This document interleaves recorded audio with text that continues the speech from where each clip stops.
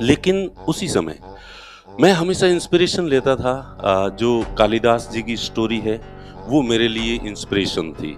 कि कालिदास जी की स्टोरी तो आप लोगों ने सबने सुनी रखी होगी कि कालिदास जी शुरू में विद्वान नहीं थे, वो बहुत ही जड़ बुद्धि थे, उनको बिल्कुल कुछ ही नहीं आ रहा था। वो जिस डाल पे बैठे थे, वो उसी डाल को काट रहे थे और वो किसी ने कहा कि ये गिर जाओगे, तो तुझे कैसे पता मैं गिर जाऊँगा?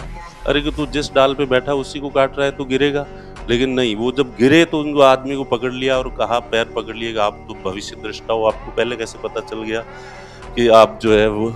तो वो इस तरह के मंदबुद्धि, अब किंवदंतियों में ऐसा बताते हैं। और फिर कालिदास जी की जो शादी है वो शास्त्रार्थ करवाया राजकुमारी से, और शास्त्रार्थ में उन्होंने कहा कि तुम मौन मूर्खस्य भूषणम, हमारे ज़माने में कहा जाता था, आज भी कहा जाता है, मौन मूर्खों का आभूषण है, तो मूर्खों को चुप ही रहना चाहिए। तो वो कहावत वहाँ से बनी है। तो कालिदास को जो प्रकांड पुरोहित थे, उन्होंने कहा कि तुम चुप रहना, तुम्हारा शास्त्रार्थ करूँ, तुम बस इशारे करते रहना हाथ से, व्याख्या मैं अपने आप कर दूँगा। तो इस तरह से उनका जो है राजकुमारी शादी हो जाती है। शादी के दिन जो है रात में पत्नी को पता चलता है कि ये तो निपट मूर्ख है, बिल्कुल इसको कुछ ही नहीं आता। तो पत्नी जो है वो धक्के दे के बाहर निकाल देती है। और मेल ईगो, आदमी और कहीं पे भी अपमानित हो सकता है, सब कुछ हो सकता है, लेकिन अपने पत्नी के हाथों अपमानित होना उसे बिल्कुल ही बर्दाश्त नहीं होता।